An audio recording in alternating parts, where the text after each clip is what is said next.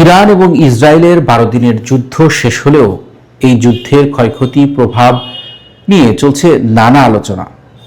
ইরানের পারমাণবিক স্থাপনায় যুক্তরাষ্ট্রের হামলার পর এই হামলার বিভিন্ন তথ্যপাত্র আসছে ধীরে ধীরে। দর্শক, আমরা জানি যে ইরান এবং ইসরায়েলের হামলা হলেও দুই পক্ষের এই যুদ্ধের ক্ষয়ক্ষতি নিয়ে কিন্তু উভয় পক্ষই বেশ গোপনীয়তা অবলম্বন করেছে। এই যুদ্ধে কে বিজয়ী হয়েছে, কে পরাজিত হয়েছে, কার কতটুকু ক্ষতি হয়েছে, এ নিয়েই আমাদের আজকের আলোচনা। বার্তাঘরের পক্ষ থেকে আপনাদের সঙ্গে আছি আমি রবিউল ইসলাম আওলাদ। 12 দিনের যুদ্ধ শেষ হলেও এই যুদ্ধের ক্ষয়ক্ষতির বিভিন্ন হিসাব করছে উভয় পক্ষ। এরই মধ্যে ইসরায়েলের প্রধানমন্ত্রী বিনিয়ামিন নেতানিয়াহু ওয়াশিংটনে ছুটে গেছেন। সেখানে মার্কিন প্রেসিডেন্ট ডোনাল্ড ট্রাম্পের সঙ্গে দফায় দফায় বৈঠক করেছেন এবং এই বৈঠকের পাশাপাশি বিভিন্ন গণমাধ্যমের খবরে নানা রকম মুখরোচক সংবাদ আসছে। এরই মধ্যে সবচেয়ে গুরুত্বপূর্ণ একটি খবর, ইরানের পারমাণবিক স্থাপনায় যুক্তরাষ্ট্রের যে বোমারু বিমান হামলা চালিয়েছে, সেই হামলার পরে যুক্তরাষ্ট্রের একটি B2 বোম্বার বা B2 স্টেলথ যে বোমারু বিমানটি, সেই বিমানটি নিখোঁজ হয়ে গেছে। বলা হচ্ছে যে বহরগুলো, অর্থাৎ যুক্তরাষ্ট্রের যে সামরিক বহর যুদ্ধ বিমান, ভারী যুদ্ধ বিমান, যেটি যুক্তরাষ্ট্রের অহংকার, যুক্তরাষ্ট্রের $2 বিলিয়ন যে যুদ্ধ বিমান B2 বোম্বার, সেই B2 বোম্বার যখন ইরানের মাটিতে হামলা চালিয়েছে, হামলার পরে বলা হচ্ছে, বিভিন্ন গণমাধ্যমের খবরে আসছে, তারই একটি অত্যাধুনিক যুদ্ধ বিমানের এখন খোঁজ মিলছে না। এরই মধ্যে এ নিয়ে সোশ্যাল মিডিয়ায়, অর্থাৎ সামাজিক যোগাযোগ মাধ্যমে নানান রকম তথ্য প্রকাশিত হচ্ছে, ভিডিও প্রকাশিত হচ্ছে। যুক্তরাষ্ট্রের যে হাওয়াই দ্বীপ, সেই হাওয়াই দ্বীপের একটি সামরিক ঘাঁটি, বিমানবন্দরের পাশেই একটি বোমারু বিমান অবতরণ করা হয়েছে এবং সেই অবতরণ করা বোমারু বিমানটি এখনো সেখানে রয়েছে।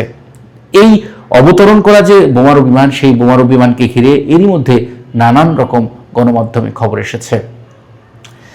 বিভিন্ন গণমাধ্যমের তথ্য বলছে, যুক্তরাষ্ট্র যে হামলা চালিয়েছে, সেই হামলার পর ইরান তাদের একটি যুদ্ধ বিমান ভূপাতিত করেছে।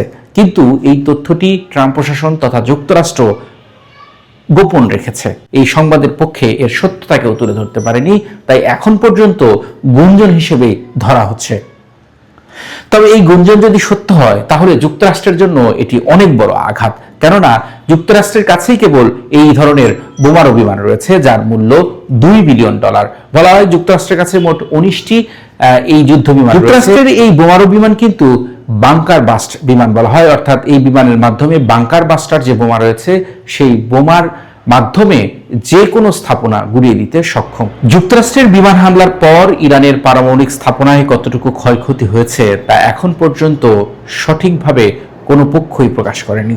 যুক্তরাষ্ট্রের দাবি করেছে যে তাদের হামলায় ইরানের পরমাণু স্থাপনা পরিপূর্ণভাবে, অর্থাৎ সম্পূর্ণভাবে ধ্বংস করে দেওয়া হয়েছে, কিন্তু এর পক্ষে তারা এখন পর্যন্ত কোনো ধরনের প্রমাণ তুলে ধরতে পারেনি।